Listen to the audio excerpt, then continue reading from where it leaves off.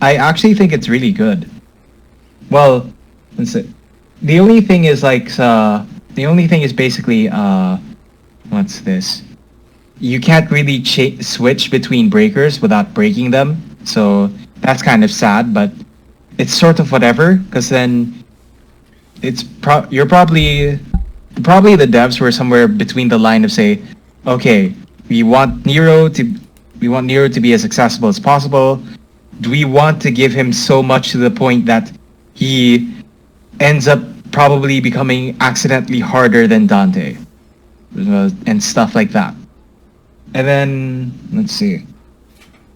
I'd say that the breaker system, even with like the fact that they can be broken on hit, I'd say that's a fine trade-off because it's like the Nero has really neat kit, gets a really neat kit with like the breakers, and depending on how you plan them out for certain situations.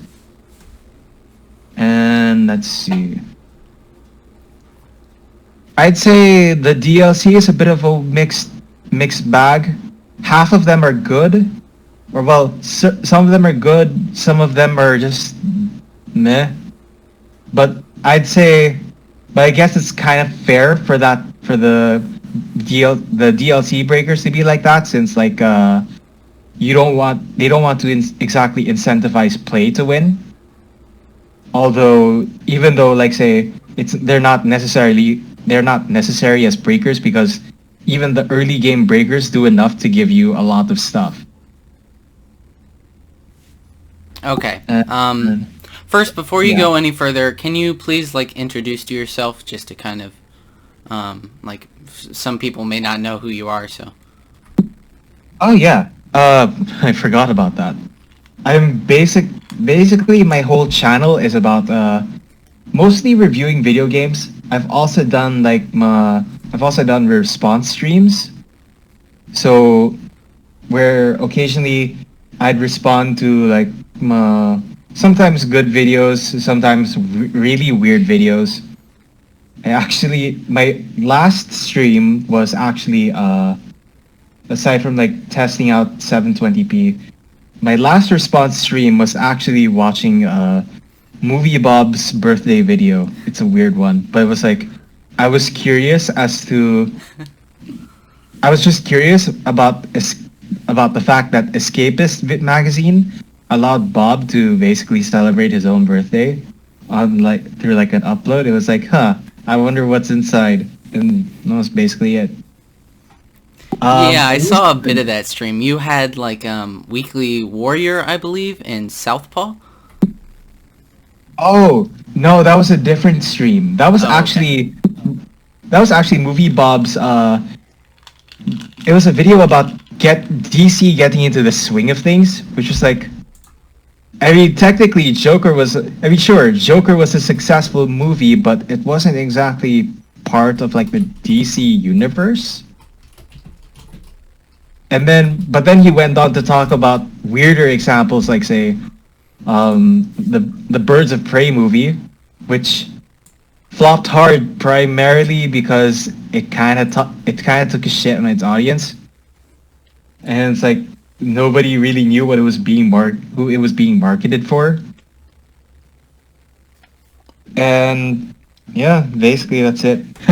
Also, we were bringing up Sonic because for whatever reason, people decided to make Birds of Prey and Sonic competing movies. So it's like, okay. Yeah, that is a bit strange, the comparison between two completely different movies.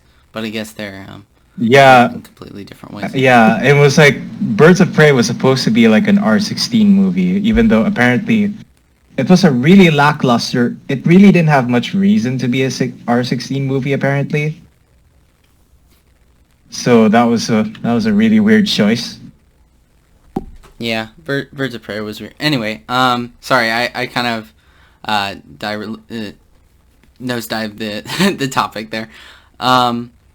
But first I want to say, no matter who wins, me or you, in this like conversation or debate or whatever, at the end of the day, this is for the viewers. Like, I want, the problem with a lot of video game discussion is that there isn't enough debates, And I think a debate is a good way to find out what side you're on a certain position.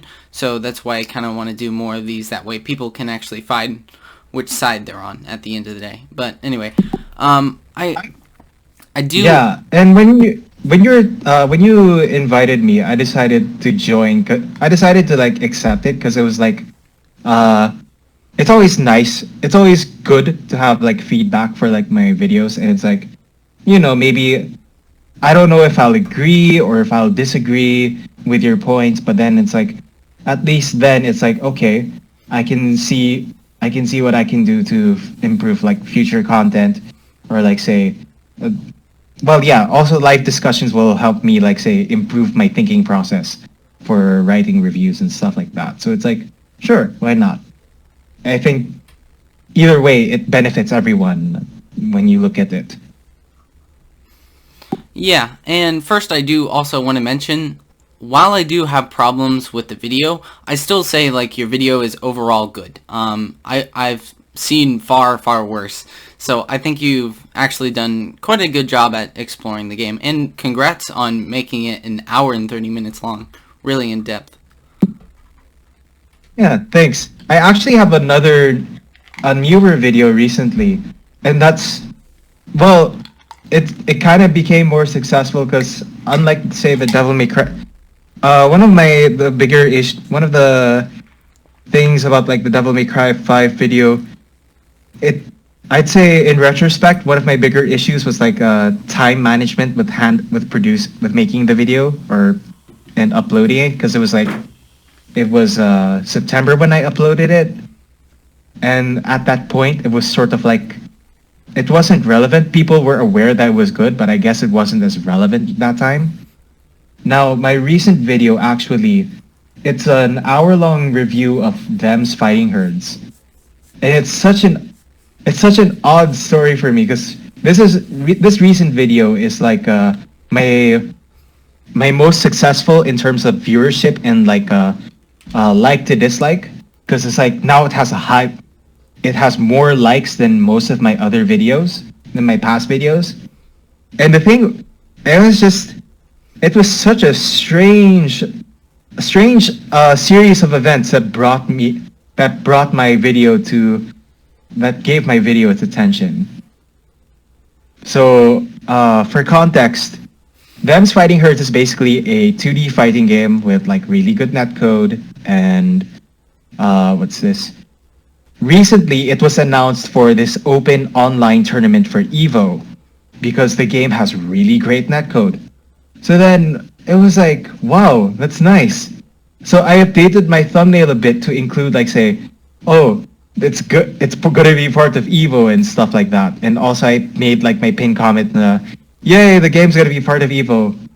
And also because like the game was going to be in Evo, it was like people would obviously want to know about it. So then I guess in one way they went to my review because it was like in depth. It was about an hour long, and actually unlike this one, because previously I was sharing this video with like friends before uploading it, and they did point out how maybe they felt like it was too long.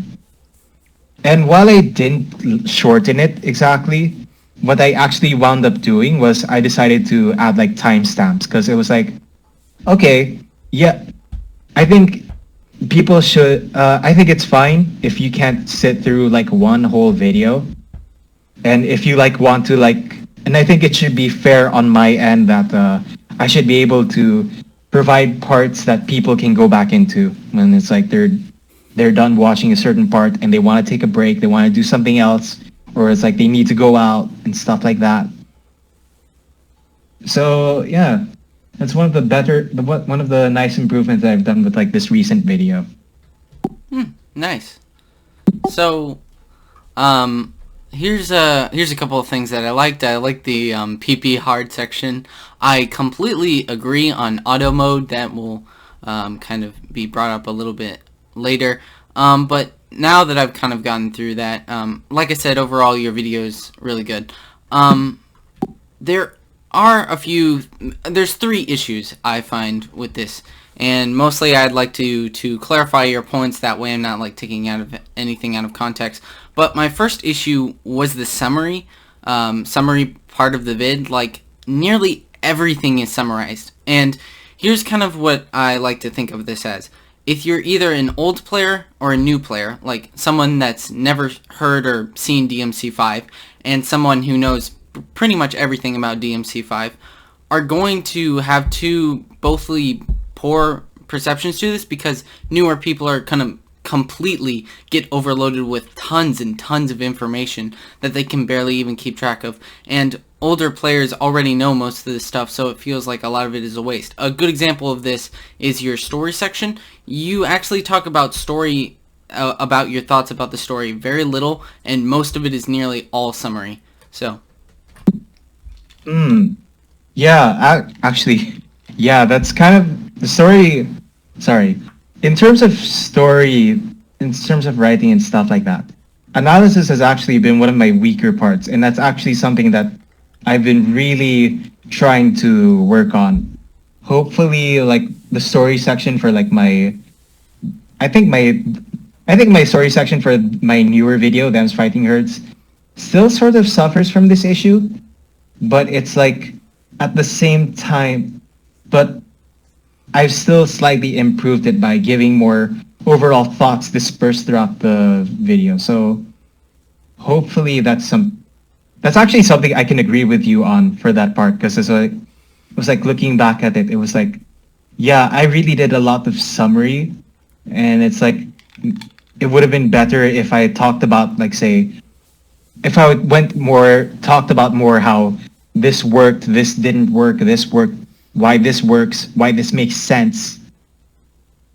I sort of talk about it a bit, but it's not as in depth, or there's probably a lot more that I can say about it.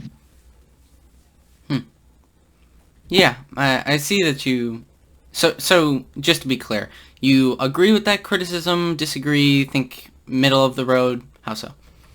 Oh, I definitely agree with that, especially in the context of like my Devil May Cry 5 video.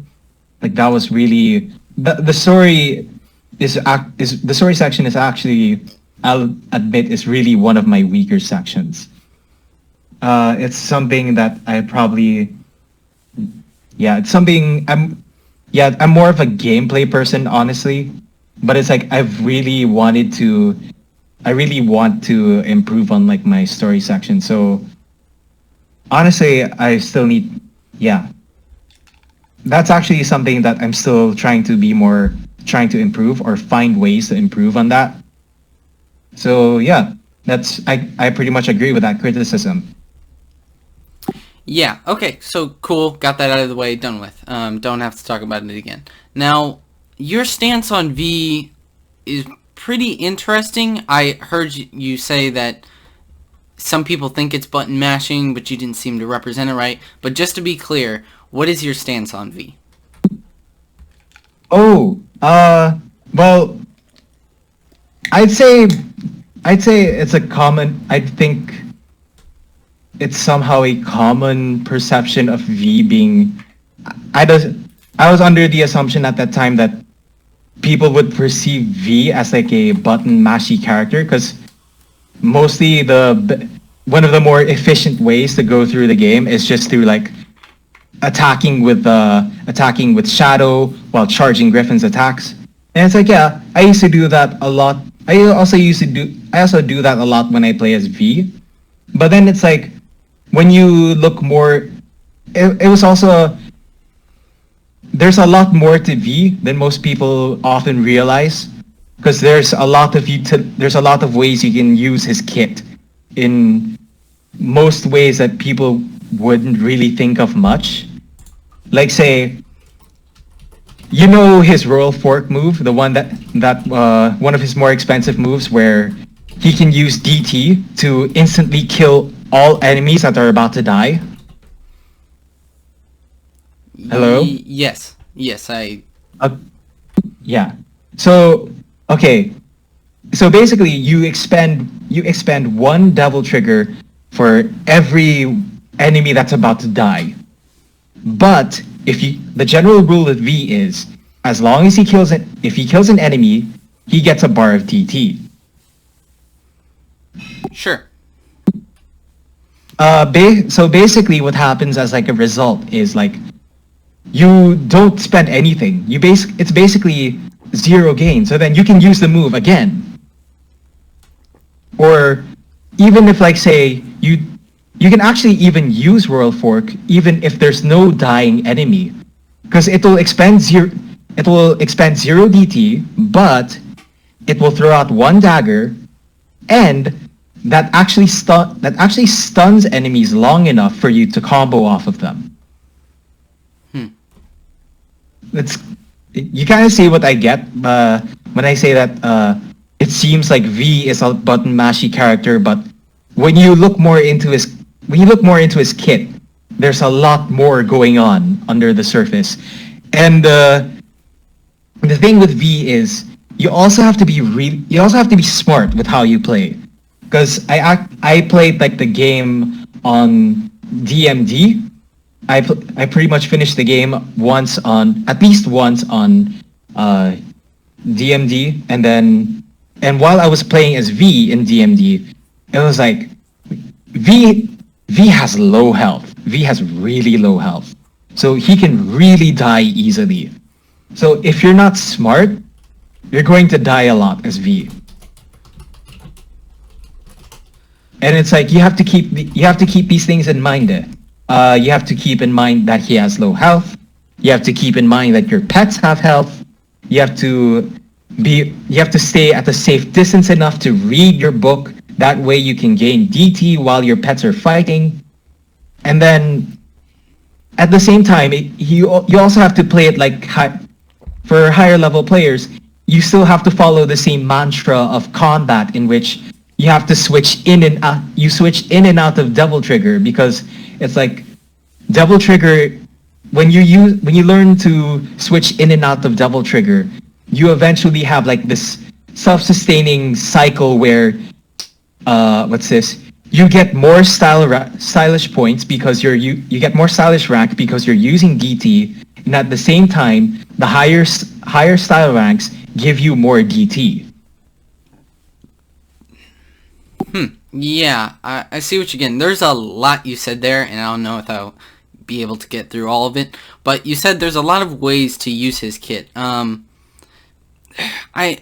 wouldn't say that there's a lot of ways you could use his kit, especially when his kit has functions on the back of an AI system that can move nearly as random without your control. It kind of plays down his kit, especially when you realize that you're and this play smart mentality. He plays the same every time. Like, you're generally gonna stay in the back. You're gonna hit one button most of the time with what's his name, Shadow, and you're gonna be using hold charge for your bird, and then occasionally you'll summon your DT. I wouldn't really say that's playing smart, especially when you're doing the same thing every time. Sure, it might be useful in DMD, but most of the time on what we're playing as a normal mode or Sun and Sparta mode, he's a pretty basic character. But also, before you cover all that, you realize that V has an auto mode, right? Something that you said before that you were kind of against of an auto mode in general. So I'd like your stance on that too. Well, it can be an auto mode basically, but at the same time, you can still do precise controls. One of the things that I hated about, like, say, the regular auto mode, the normal auto mode, like say that Nero and Dante have, is that you can't really control your movements. You can't really choose what attacks you want to throw out. In this case, though, with V, you have the option of either just pressing triangle for a random move, or you can still throw out specific moves, which is very useful because if it's enhanced, it deals it deals more damage. Sure, but the very fact that there is an auto mode should at least, like... I think of it more as like... I'd actually think of it more as like, it's basically a floor Because the thing with like say Devil May Cry the thing about the Devil May Cry series, you can choose to play whatever you want, but the game goes out of its way to allow you to be as stylish as you want, and that's kind of the whole point about the Devil May Cry games. Right, but wouldn't you say something like health bars or having an AI kind of ruins that sense of stylish play, especially when so much determines on the AI or other factors being an obstacle?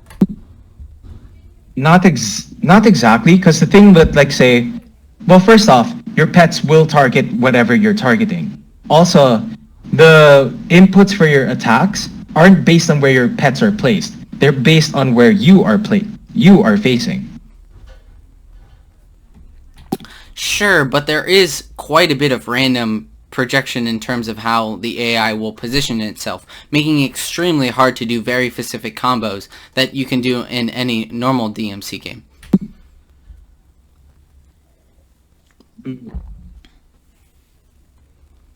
Actually,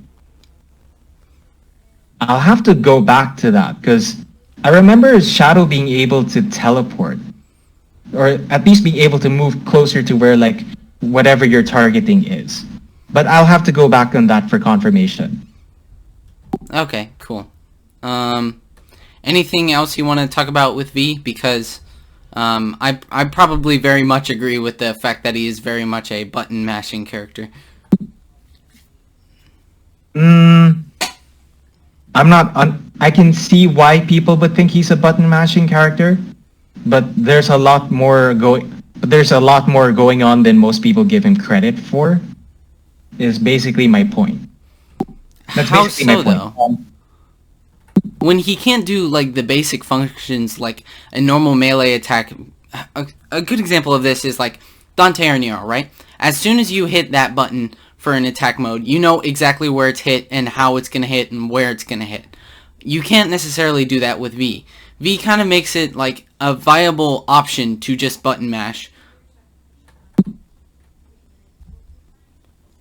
I mean, he does make it viable to button mash, but he does have.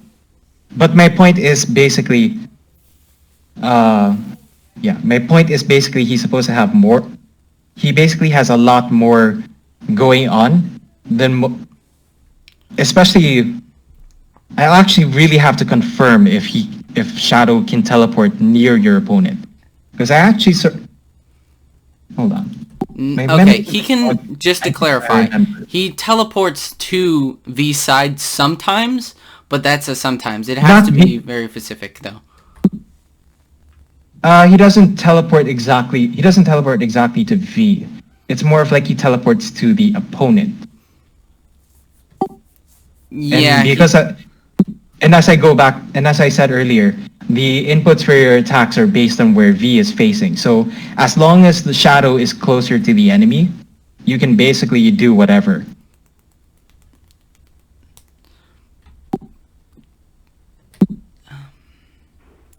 Hello? Yeah, I'm here.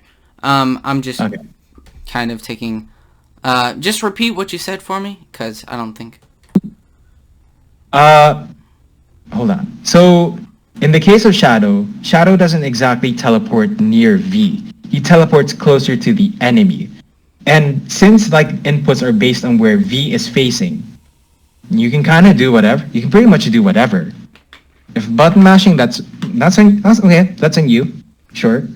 But that doesn't mean it's like. So you can that still does do mean things like it's viable to button mash, though, right? In a sense, yeah, it's viable to button mash, which is why I said earlier that I can see why it's viable to button mash, why people think that V is a button mashing character. But then it's like, it's kind of like, how do I say this? It's kind of like in Dragon Ball Fighters where the game gives you like say an auto combo system, and it's like people can do that easily.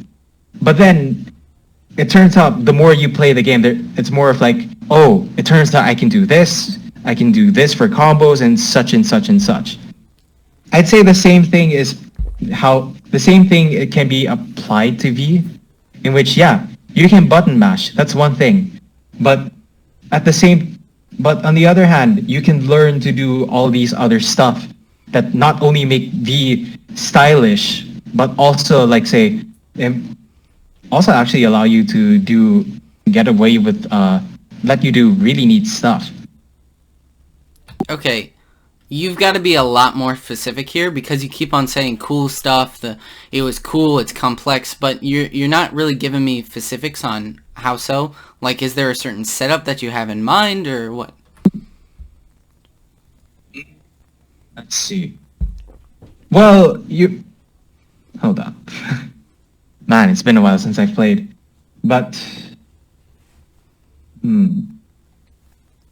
the thing is, I'm not really much of a V player. It's more of like I've mostly researched this, and I was like trying to understand. Okay, what else can V do? So let's see. I did bring up the Royal Fork earlier, and let's see. Actually, there's this one video I remember seeing about. It was like say you remember Mission 7, right? Where Nero and V fight like the what's this? What are those knights again? The Sculdo Angelo and the Proto Angelos. Yeah, what about it? There's actually a video I remember watching one time where V actually parried with the Sculdo Angelo's attack with like his killing blow. And then when he had like enough DT, he killed it, or he did like Royal Forks to kill the rest of both the Sculdo Angelo and the Proto Angelos. That's like one example. It doesn't necessarily make it complex. I mean, every character has some sort of parrying technique or some kind of overall damaging move. I don't think that that's something special to V, wouldn't you say? I wasn't exactly... Okay, so when I was like saying... I wasn't exactly clarifying like say, oh, these things have to be special, but... let's see. I did also bring up like say his Royal Fork tech earlier, how because you don't have to use because it only uses DT if there's an enemy that's dying nearby. It basically means that you can use it for free to stun enemies in place. Sure, that's a decent move, but like I said, nearly every character has this in one form or the other, either with its Dante's Stinger, or DT Stinger I should say, that borderline holds enemy in the same area. Nero has probably some similar move to this, especially with his gun moves especially. I don't think this is necessarily super special for V or makes him complex, especially when you're dealing with a lot of other issues too, like the button mashing, the health bars, him playing the exact same, the AI. Do you see how that can be kind of an issue?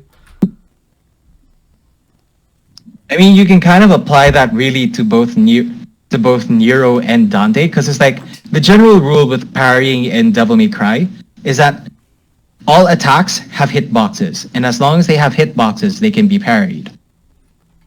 True. I'm a bit confused of where you're taking this exactly. My point is that hold on. Sorry. My point is, give me a sec, because I'm not exactly a live debate person. No, it's okay. You can take your time. I'm not like trying to destroy you in this debate. I'm just asking simple questions, that's all. Yeah. What I wanted to say was basically the thing about Devil May Cry, the beauty isn't exactly in uniqueness, but it's basically how simple rules allow it to expand to a variety of attacks. That's the beauty of like Devil May Cry 5. It has very simple rules that applies to almost everything. True. Or pretty much everything. Which is it was one of the reasons why I was taken aback a bit when you were talking about it's not exactly unique to V, Because the thing is, that's it doesn't have to be unique in order for it to actually be like something to be good in a sense, or to be something that to give. It doesn't have to be unique to give V depth, because the basic rules of Devil May Cry give the game and all the characters depth as a result. But how so? Having basic parrying techniques and a royal fork that does a general amount of damage? Especially when you weigh that along with, like I said, the other problems that I mentioned. It can seem like V is very much a bad character.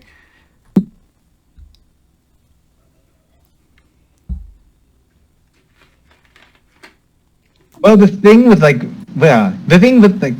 V, or at least I don't really play V much, but I see like the main issue with like V is his style. He has a very deviant play style compared to like say Nero and Dante, because as we pointed out earlier, he doesn't have to be near his opponents. He just has to stay safe enough, and then as I also pointed out earlier, you can read like your book of poetry in order to gain Devil Trigger. And then you'll be able to summon Devil Trigger, you'll be able to do EX or auto attack buttons. Sure, but here's the I had a feeling you were going to bring this up. When you say different to play, I assume you're talking about like what you've just mentioned, laying back, staying low, all that other stuff. But here's the thing, Nero and Dante can pretty much be played however way you want it to be played. If you want to play Dante defensively, you can play him defensively by using more Royal Guard. If you want to play him offensively and use Trickster to get closer to your opponents, you can play them too. If you want to do the same thing with Nero and so on and so forth, you can do that. But with V, there seems to be one style of play, and that one style completely dominates all other types of play. And it can make his gameplay very repetitive. Do you see what I mean? Okay, when you bring it that way, yeah, I can see why you find it repetitive, in a sense that you have to be able to keep a safe distance. You have to be able to. Actually, yeah. Now that I look back on it, it's like when you're saying, "Oh, I have to manage these resources. Oh, I have to make sure that I read as much as I can. Oh, I have to be sure that I summon Nightmare whenever I can." It's not you. I can see why, like say. Yeah, I can see why you don't find that there's much creativity with V. And looking back, that might actually be something that I would end up agreeing on.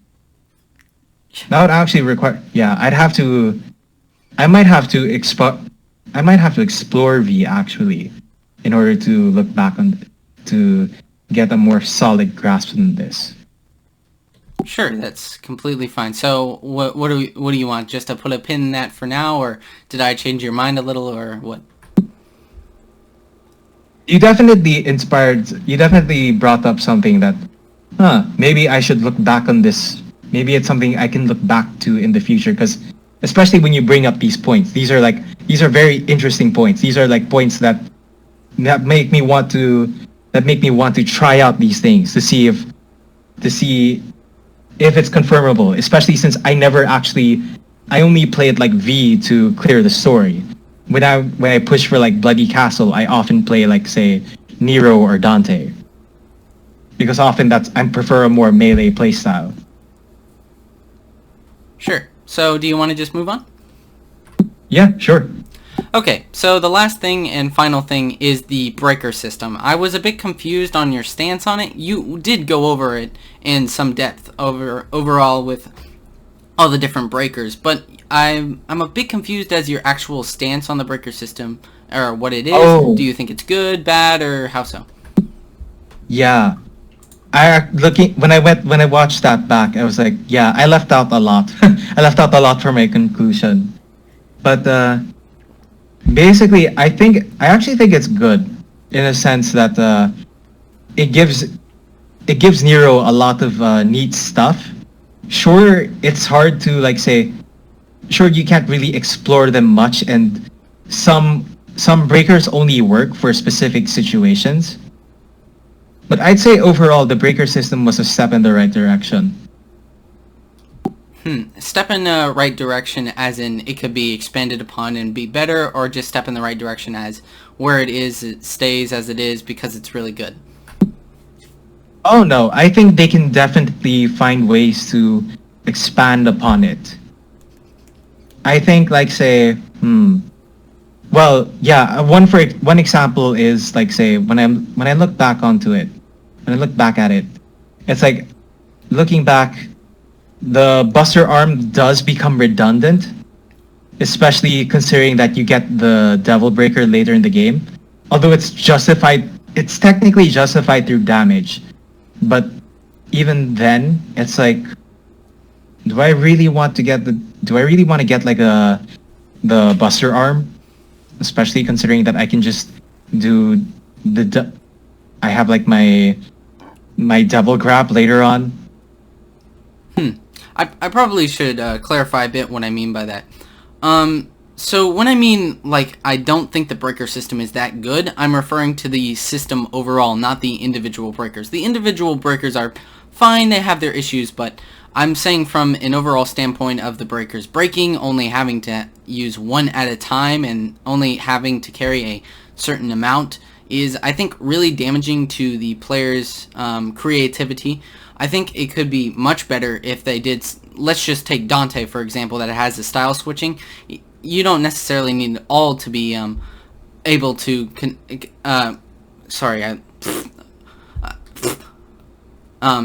I lost my train of thought, sorry.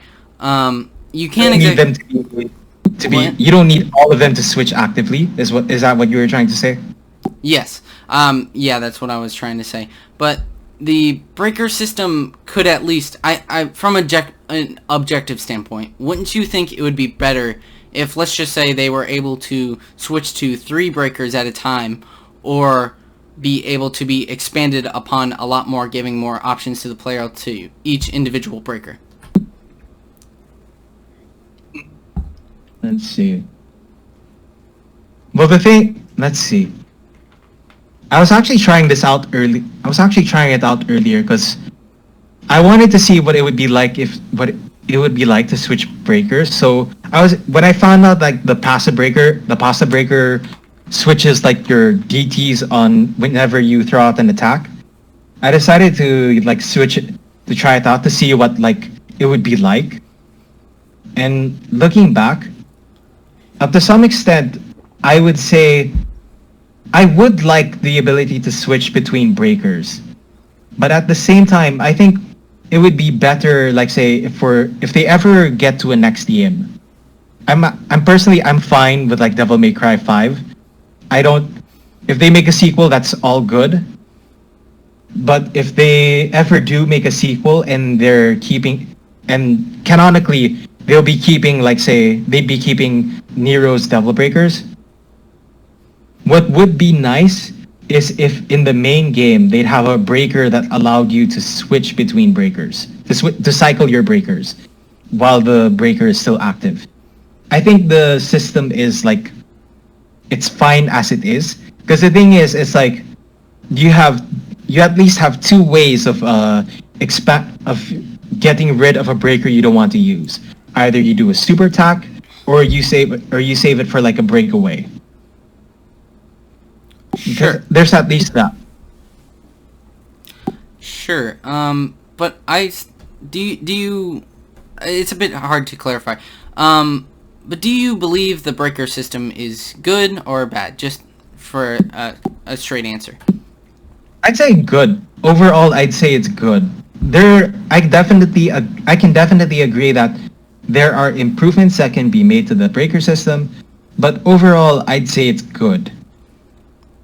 But it is a bit suspicious that this system is compared to also Dante's system that has a way more fleshed out system compared to Nero's. It can seem pretty poor, to say the least, and it can seem like it's giving you less options just because they wanted to make it breaker. Oh, by the way, I wanted to go over this, but when you were talking about the system earlier in terms of why the developers chose to make this a breaker system, you're kind of actually wrong about that. What the developer actually wanted to do, or Hideaki Itsuno, I think, he wanted the system of Nero's and Dante's to be different, not for any other reason.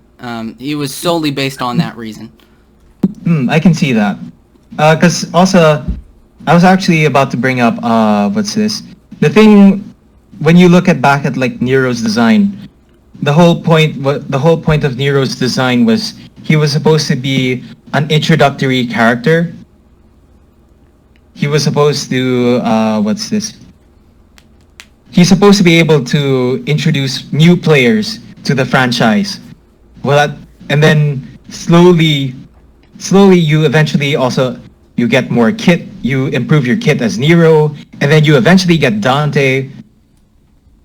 And then he's basic. I'd say the breaker system is good overall. While it could use improvements, it's good overall because it actually it allows Nero to not just be like a beginner friendly character, but he eventually becomes a character with a lot of depth. I still do agree that he has depth, but wouldn't you agree he would have way more depth if they were to have, let's just say, 3 breakers on the fly switch? If they... I can agree that maybe that either 3 breakers on the fly, or they have something like... It's either that or they have something similar to the Pasta Breaker, but rather than like being pre-order or like bonus DLC, it's actually part of the main game. Right. Because I've tried a bit of the Pasta Breaker. It's not a great weapon. It's not a great breaker overall, Pasta Breaker, but I do like the idea occasionally of being able to cycle breakers. Yeah, it's just funny because a lot of more mods have been able to take advantage of this, and as soon as the cycle breaker mod kind of went out, there was a lot of explore depth that a lot of people used in terms of combos and combat abilities in general. Is this from like the Devil May Cry 5 Community Edition? Yes, have you heard about that? Yeah, I'm actually in like a Discord, in the Devil May Cry Discord. I haven't actually downloaded it yet.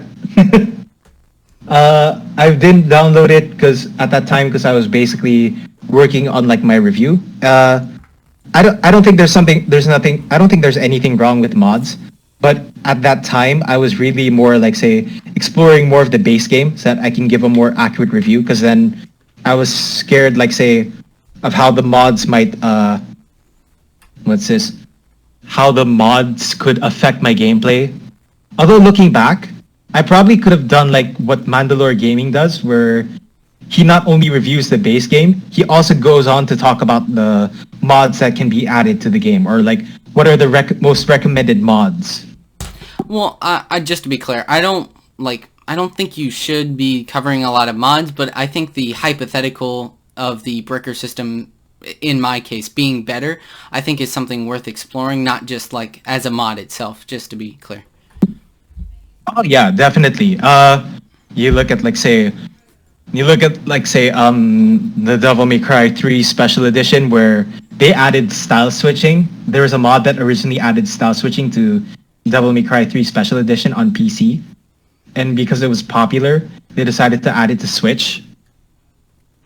To the Switch version of Devil May Cry 3. I've not made my mind on that yet because I haven't seen. I would like to host, if I ever do get a big enough platform, I would like to host a debate of somebody who, like a traditionalist who thinks it should be one style only, which has more strategy, but on the other side it has more combo ability, being able to switch between all of them. I think that would be a very interesting debate. I would love to hear out because personally I haven't made my opinions on it just yet, not like the breaker system. Yeah, I probably should explore more of that aspect when I I need to download like the community edition patch. Well, you don't have to, yeah. but I'm just saying as like a hypothetical to the breaker system. I think it brings up some interesting questions about the breaker system in the first place. This discussion has at least made me curious to try it out. So yeah, I'll think about it. I'll probably find some time to download the community edition. That way I can also try out breaker switching. Sure. And also see, I probably should, actually, now that I think about it, I need to find some time to do a look back. I can, maybe a retrospective video. Foxcade retrospective intensifies. Anyway, is there anything else other than like the breaker system? Nope, those were the 3 main issues that I had. So. Okay. So is there anything else you want to say on your side of the argument? Nah, not really. I'm pretty much fine with our discussion. And actually, this is a lot better than I thought it'd turn out. And it actually Really? made me curious about. Yeah, it actually made me curious about trying out some stuff. And I especially want to do like a maybe a retrospect of some sorts to Devil May Cry 5 to help also add points to maybe stuff I've left out, maybe stuff I can further add upon. Right. Well, this has been. I have no idea how. Yeah, I have no idea. I can't really finalize it yet. But send me the link if you can. Send me the link to this upload, and that way, it'll definitely help me consider. Cool. I'd love to do that. And it'll especially help as like a reference. Cool. Is that all you want to say? Yeah. Well, this has been a really wonderful talk. I'm glad, at least I've at least made you reconsider some of your points, which is kind of my job. I like to kind of convince people. I know a lot of people come in on debates trying to win rather than actually trying to change somebody's mind. Yeah. I get that. It's toxic. Yeah, I know. The debate toxic. culture can be pretty toxic. But yeah, this is a lot better than I was expecting, and it was really nice. So good luck with this. I do hope you do more of this in the future. Yeah, I'm definitely planning to. Thank you. All right. Have a good one. Okay.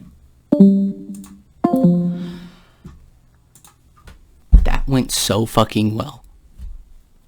Like, okay, so post-debate thoughts. I think, while I did stutter a bit, and had a few brain farts, I am surprised it went so well. He clearly seemed to at least change his mind a little, which is always good. There's definitely points in time where like somebody has cornered me in a conversation. I didn't corner him, but I at least made him reconsider, which I've had for many other issues or points. So this has overall been a very helpful talk. I hope to do more of these. These are really good, and not just good for my testosterone, but also good for like trying to change people's minds. Overall, this was really good. I had a lot more fun than I thought I would, but this was great. So hope to do more of these. See ya.